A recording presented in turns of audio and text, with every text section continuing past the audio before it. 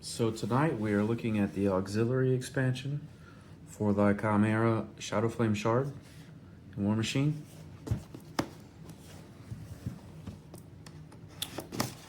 If you are interested in any of the other Khymaera stuff, then make sure you take a look at my videos. I've been going over quite a few of these boxes. And at the end of the videos, I pull up the cards and then do a little bit of a deep dive on them, on their abilities, my thoughts on them, and how I plan to use them.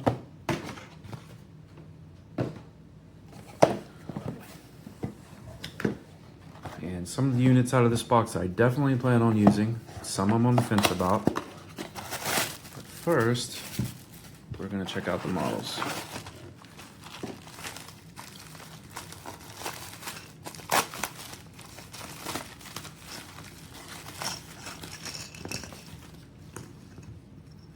So these look like the Talon Death Dealers.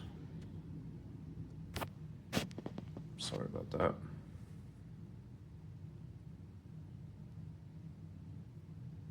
Pretty cool. I like their weapons. And their masks are kind of cool. Pretty neat pose. These guys have grievous wounds, which is always good to have. They're 8 wound infantry.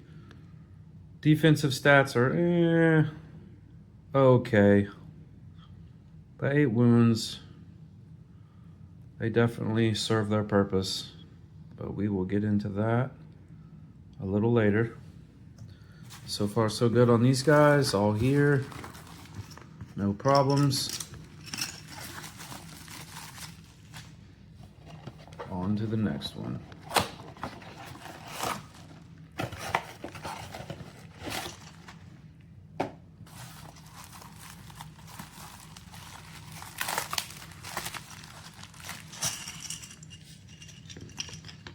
All right, these are guys I definitely plan on using. These are the Wormspine Cinderbacks.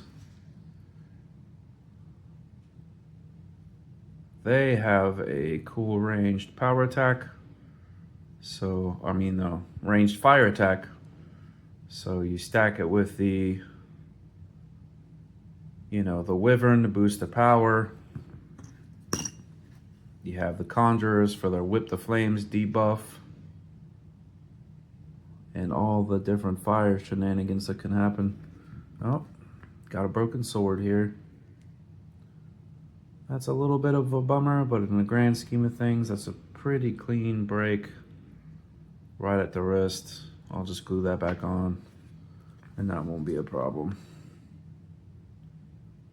They're pretty cool, man. I love these snake guys. You've heard me talk about it a lot. Yeah, look at this guy. He's super cool. The Wormspine, they call them. Yeah, super rad. Also, they have an ability whenever they shoot their ranged fire weapon, they pop a cloud of smoke up on themselves, which is pretty awesome. And then they have reposition, so you can either stay in the cloud and gain some concealment or reposition behind it. Pretty cool. I definitely plan on running a couple units of those in my fire list. If you watched my earlier videos on Khymaera, I talked about 100-point list I had in mind. So these will be the Talon Lashers. They're pretty cool. As you can see, they got these hooks with these chains, and they have 3-inch melee with drag, so that's super useful in a scenario-based game. And pull people into threat zones, pull them off of objectives. Not a unit that I currently have any intentions for, but I do see their usefulness, and I am a fan of the unit, to be completely honest.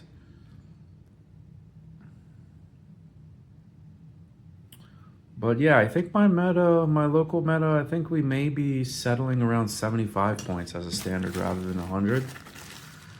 In which case I've changed up my lists quite a bit from my initial thoughts. Before I had the whole fire package on top of the Incarnate Knights, and I've kind of split that up into two different 75 point lists. I still think there's legs with the all fire list, but you know, if you run into somebody that's immune to fire, that could be a bad time, or resistant to fire. So this will be Nixian. She's the second caster I'm going to run. Actually, this might be... Yeah, this is Nixian. This is the second caster I'm going to run. No ranged attack, no melee attack. But she's Arc 8, and she brings a lot of spells. One of which is like a PAL 13 spray. So you run a Vipex with a Channeler head. I had thrown the list together with 2 or 3 Channeler Vipexes in there, but I think that's a little overkill. But I think one is definitely good. You can get a good line with a surprise Vipex and drop a PAL 13 boostable spray on top of someone. You might be able to get away with a caster kill, you know? This is Riven. Again, he's one of the snake tail dudes. Well, he's not, but he's riding a snake. Let's see how we put this together. And he seems pretty darn decent. Well, I'll have to clean that joint out a little bit to get him in there all the way. Let's see, get this in focus better. So yeah, this is the snake head that he's riding, this big snake thing. And he's straddling it here.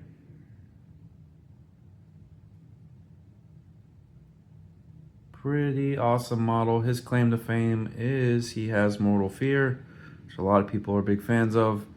Enemy models within 8 inches get -2 to their damage rolls. The Khymaera has lots of different debuff stacking effects. And if you get them all going, I know that's a big if, but in a perfect world, you get them all going, there's quite a few stacked debuffs you're dropping on people. Yeah, this guy's gonna need a tiny bit of work, but he holds his big glaive out to the side like that. He's a pretty cool model. We'll go over his card. I definitely plan on using him. I want to get him in there for sure. He's a cool model. I'm not quite sure if he'll make it to my 75 points, but definitely in the 100 points.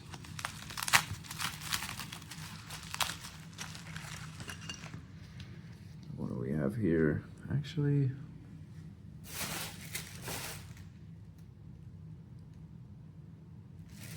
all right. I think I have discovered an error.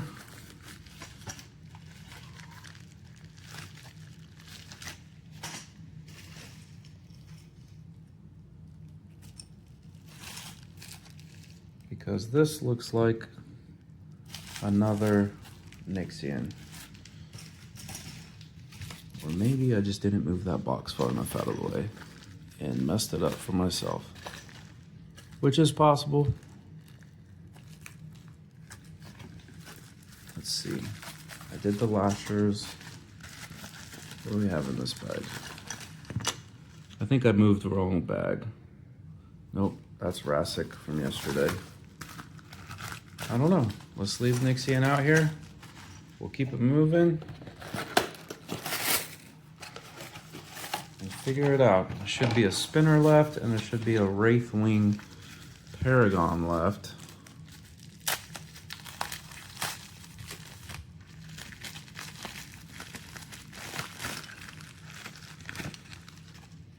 Okay, so here's the spinner. The spinner, of course, being a worm spine model, I plan on running. The spinner has heals. The spinner can drop clouds. But the spinner also has a pretty decent corrosion-based ranged attack. And if it wasn't for that, I probably wouldn't bring one, but there are only 2 points. And then with that corrosion attack, it gives them a pretty good bit of utility. I mean, I'll go over the cards and how I plan to use them, but really for 2 points, that attack is pretty darn decent. And it really pushed me over the edge of whether or not I was going to run spinners. And I actually have 2 of them in the list. Each one's going to run with a unit, but I'll go over that when I get to the cards. And then we have a Wraithbound Paragon. Let's see if we get him a little together here.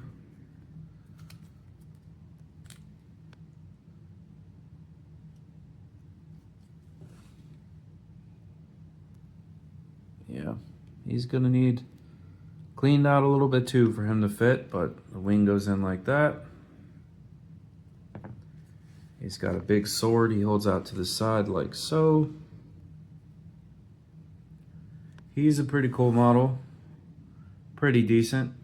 He has Warping Winds, which is really good. Friendly models within 3 inches. If they're targeted by a ranged attack, it's at -3 range. We also have a caster in Khymaera that has the same ability, Lilith. And I was strongly debating Lilith being my second caster and taking some of these guys and the Warping Winds. It seems good, but I decided to go Nyxian for my second caster instead. I think I'm gonna have to dig that out a little bit in order to get this in here. So this is the first drill. This is what, the second model that I'm gonna have to do a little bit of work on to get it to fit. I really haven't had that consideration with any of the Khymeras so far. So we got the Wraithwing, we got the Spinner, we got Nyxian, we got Riven here, and then we looked at the Cinderbacks, the Lashers, and the Death Dealers. Yeah, that's everybody. So that's it for this box. I think this is a really good box, actually. I plan on keeping a lot more out of this auxiliary expansion than I did the core expansion, to be completely honest. But stay tuned, and I'll pull up the cards, and we'll go over them.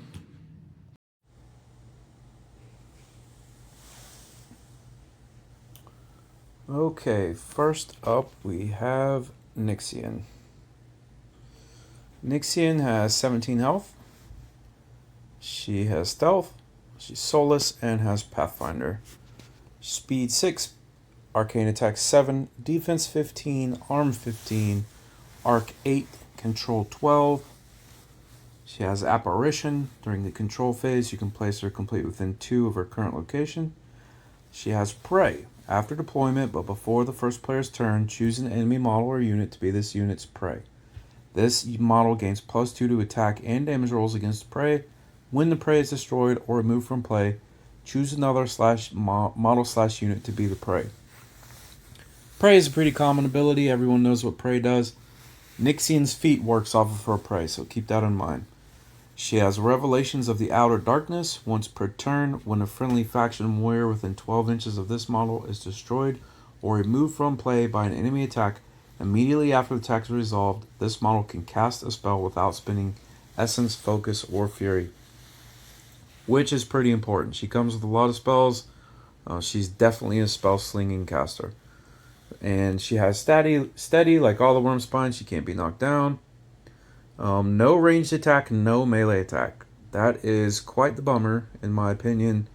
I wish she had, even if it was a POW 8 something, melee attack. I wish she had a melee attack just for the option.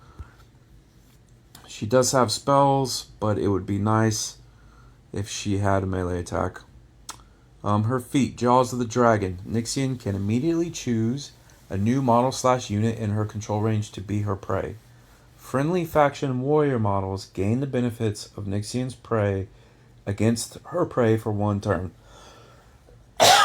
The important thing to note about this feat, the first half of it, is she can choose a new model. She doesn't have to, she can. But then all friendly faction warrior models gain the benefits of her prey for 1 turn. And with the way prey works, as soon as a unit is killed, you pick a new one. So bring some faction warrior models with her, and on their feet turn, you're attempting to chain some praise. Select a unit, wipe it out, select a new unit, wipe it out, select a new unit, wipe it out. Because all the friendly faction warrior models are going to get +2 to attack and damage against her prey. And that's pretty decent, I'm not going to lie. Seems pretty good. Her spells, she has Admonition, Arcane Attack 7, cost 2, range 6. And it's upkeep. When an enemy model advances and ends its movement or is placed within 6 inches of the target model in the spellcaster's battle group, the affected model can immediately advance up to 3 inches, then Admonition expires. So she can just put this on herself. It helps keep her a little safe. Anyone ends within 6 inches, she can move 3. You can use it offensively also. But either way, Admonition's a pretty decent spell. Then she has Breath Stealer, Arcane Attack 7, cost 2, range 10.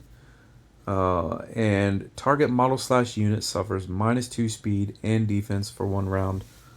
You know, pretty just standard debuff, but it's good. -2 speed and defense, not bad. Also, keep in mind, you're going to have jacks that you can, or a beast that you can channel this through, potentially. That's how you should be doing it anyway. Howling Flames. So this is her offense. Arcane Attack 7, of course. Cost 3. Spray 10. POW 13. Howling Flames causes fire damage. Models hit by this attack suffer the fire continuous effect. So you stack this up with the Wyvern, and now it's POW 15. And enemy fire effects never expire in the Wyvern's 10-inch bubble. So that's pretty good. Also, if it gets your prey target, you're going to be at POW 17 on a spray. That's pretty darn decent. Again, can be channeled through your Vipexes. So that's how you're going to be killing people with her. With her Revelations thing, also once per turn, friendly faction warrior model within 12 inches of this model is destroyed or removed from play, you can do a free spell. So that's one way to get these extra attacks in, or to get these extra debuffs out on people. Her last spell, Shadow Step, cost 2, range self. Shadow Step, enemy models currently within 2 inches of the spellcaster suffer Shadowbind for 1 round. Additionally, you can place the spellcaster anywhere completely within 3 inches of his current location. Shadow Step can only be cast once per activation. And then Shadowbind, of course, is -3 defense and can't advance for 1 round. It's pretty decent. It's a little get out of jail free card, potentially, or just extra movement, whatever you want to do with it. But it is pretty good, and it's not triggered on a critical or anything. It's just enemy models within 2 get Shadowbind. So that's not bad. Nixian's pretty good. She's going to be my second caster. The defense 15-15 is pretty nice, especially in this army that I bring. I'm going to be bringing the Cinderbacks. I'm going to be bringing Spinners. I'm going to have cloud effects all over the place.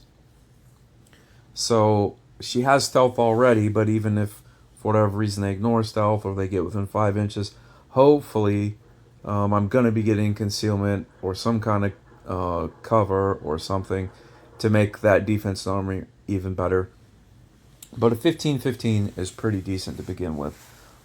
And 17 health on a 15-15 is pretty decent. I rate her, medium to good. She's probably pretty good. If she had any sort of melee attack, just for the option of it, she would go up a notch for sure. But yeah, she's pretty good. So let's go on to the next one. What do we have? We had a Riven. So Riven the Onyx Rampant. He costs 6 points. He has 12 health. He is Soulless. He has Pathfinder. He's Cavalry. And he's Unstoppable. A lot of models have Unstoppable these days. But Cavalry means he's going to get extra boosted. He's going to get boosted attack rolls on the charge attacks.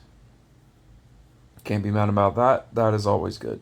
He's speed 6, mat 8, defense 13, arm 17. He has jump. After making a full advance, but before your combat action, you can place him completely within 5 inches of his current location.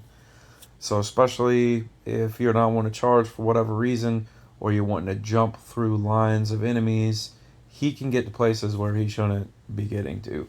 A 5-inch jump is pretty good. Mortal Fear. While within 8 inches of this model, living enemy models suffer -2 to damage rolls. So that essentially puts him at arm 19 against most models. That's awesome. He has Prowl. While he has Concealment, he gains Stealth. And he has 3-inch reposition, which is pretty common with these type of Khymaera units. So his first attack is a Spear, range 2, POW 14, Weapon Master, magical weapon. And he has Thresher. So this model makes 1 melee attack with this weapon against each model in its line of sight and in its range, regardless if they are friendly or not. So a 14 Weapon Master is not anything to sneeze at, especially, and he has jump. So even without the charge, since you have Weapon Master, you're getting 3 dice. You can jump right into the middle of a bunch of dudes and Thresher attack and kill all of them, potentially. That's what you're trying to do. He has a second melee attack, the Bite. So it is range 1, POW 12, and it has Pounce. During an activation in which this model was placed as a result of jump, this weapon's first damage roll is automatically boosted. So again, you can jump over a screening unit, you can Thresher all of them from behind, you can, with 3 dice on a POW 14, and then you can attack someone else and get 3 dice on a POW 12. Get into places where you shouldn't be able to get with the jump, hitting everybody around you. Riven's a pretty dangerous unit. He's really good. And then even, if you're not using the jump, you can always get the charge. You're getting the cavalry charge, boosted attack roll, and then you're getting 4 dice on a POW 14. He can put in some damage. Definitely a good model. What else do we have? Spinners. So the spinners I plan on running a couple of. They only cost 2 points, which is crazy. They're 5 health. They are Soulless and Pathfinder. 6 speed, 6 rat, 13 defense, 15 armor. So the 13-15, that could definitely be better. But just remember, if Riven's around, they're up to a 17, essentially. If you have Conjurers around with Whip the Flames, they're essentially at 15 defense. But your cloud effects from these guys and from the Cinderbacks, you're going to be getting Concealment if you're even visible most of the time. So they have Magic Ability. They can do Grim Returns, range 5, target friendly trooper model. If the model's in range, return 1 destroyed grunt to its unit. It returns with 1 unmarked damage box. You place it within 2 inches. The returned grunt must forfeit its normal movement and combat action the turn is returned to play. So if you saw my video prior where I talk about bringing Skyla pumps out a ton of healing. And then the Incarnate Knights are very survivable. They're essentially arm 20. They have 10 health apiece. They can take a ton of damage. Skyla can return models. The Spinners can return models. Skyla can also heal models, and if they start their activation within her range, they automatically heal. The Spinners, as their second ability, is another heal. D3+1 friendly living faction model. Can remove D3+1 damage points from it. That is a lot of healing for not only your warriors, but also your beasts. So, bringing them with my main list of Kyrax, with Skyla, and with a bunch of Incarnate Knights, and then a Spinner basically babysitting each unit, man, the potential to just keep bringing them back and keeping them healed seems like it would be super annoying for opponent to deal with. They also have Smoke Bombs as their third magic ability. Center a cloud effect template on this model. It remains in play for 1 round. So, in my second list with Nixian, I plan on running a bunch of Cinderbacks, a bunch of Spinners, and basically I'm dropping a lot of Clouds. I mean, I still have the option to heal or Grim Return if I need to, but I'm also going to be dropping Clouds to conceal and protect my army.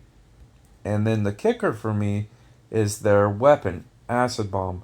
Range 6, rate of fire 1. It is AoE 2, POW 12/10, and 10 on blast damage is pretty significant.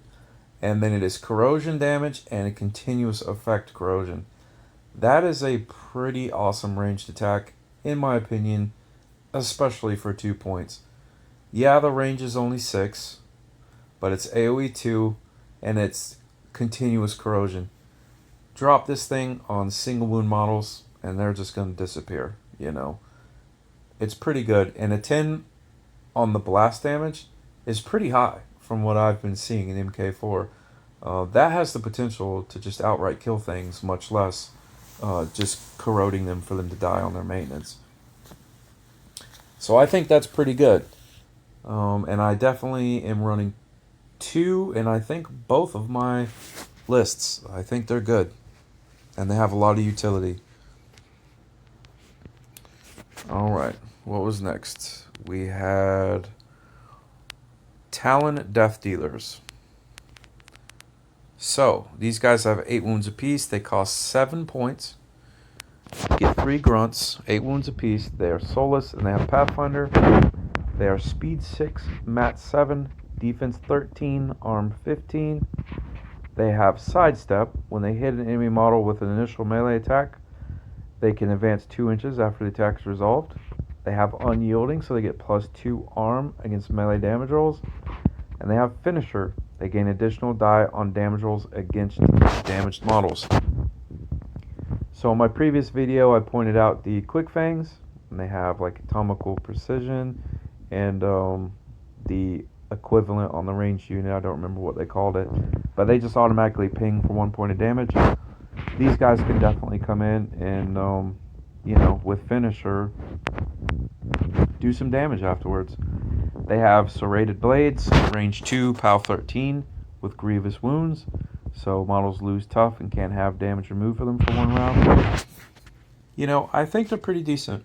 They're not crazy cracked, but I think they're pretty decent. The unyielding adding to their arm, the sidestep giving them mobility, the finisher giving them additional damage, and then grievous wounds just slapped on top. I think they're pretty decent. I currently don't have any plans for them. They just don't fit in with what I'm doing, but I think they're decent for sure. Then we have the Talon Lashers. So this is essentially more of the ranged options. So they're 7 points, 3 grunts, 8 wounds apiece. They are also soulless, also Pathfinder. Speed 6, mat 6, defense 14, armor 14. These guys have gang, so whenever you make a melee attack targeting an enemy model in the melee range of another model in this unit, they get +2 to attack and damage rolls. So essentially, well, we'll get to it. Then they have reposition 2 inches, so at the end of their activation, they can just move 2 inches. Their attacks, chain blade ×2. It is range 3, POW 10 chain weapon, but it has critical knockdown and drag. So on a crit hit, models are knocked down, but the drag, if they hit an enemy model with an equal or smaller base and they're on 40s, they can immediately push the model directly towards them until it contacts them, an obstacle or obstruction. So drag, super cool ability on a range 3 weapon. POW 10, they're not going to be putting out a ton of damage against people, but both of their crit knockdown and drag is just on a hit. It's not on damage. So you're just trying to move people around, knock people down. I will say though, with gang, that puts them at mat 8, POW 12, and then if you run them with Nixian and her prey ability, now they're mat 10, POW 14, and now we're talking. So that's pretty decent.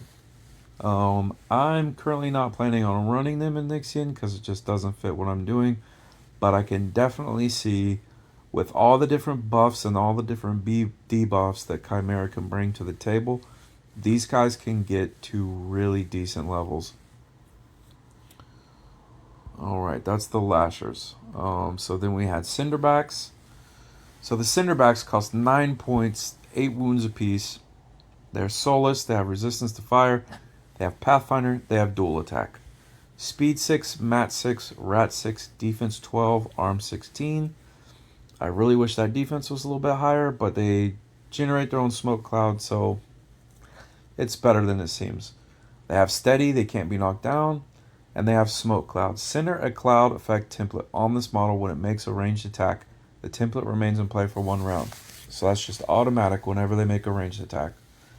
Speaking of the ranged attack, is Fire Blast, range 12, rate of fire 1, AoE 2, POW 13/7. It is fire damage type and it has crit fire. So stack it with the Wyvern, you're now POW 15/9. Pretty good. A chance to set people on fire, which with the Wyvern means that it won't be expiring. So pretty decent. It also has Choking Ash, which is a neat ability. On a direct hit, living warrior models hit cannot run or charge for 1 round unless they ignore gas effects. So, yeah, most things don't ignore gas effects. So on a direct hit, you're stopping people from running or charging. That is an incredible ability in my opinion. You know, you may have a differing opinion. I think that's awesome. I'm a big fan of any sort of movement shenanigans or denying my opponent movement, especially in an objective-based game. They also have Cleaver. Their melee attack, range 1, POW 12.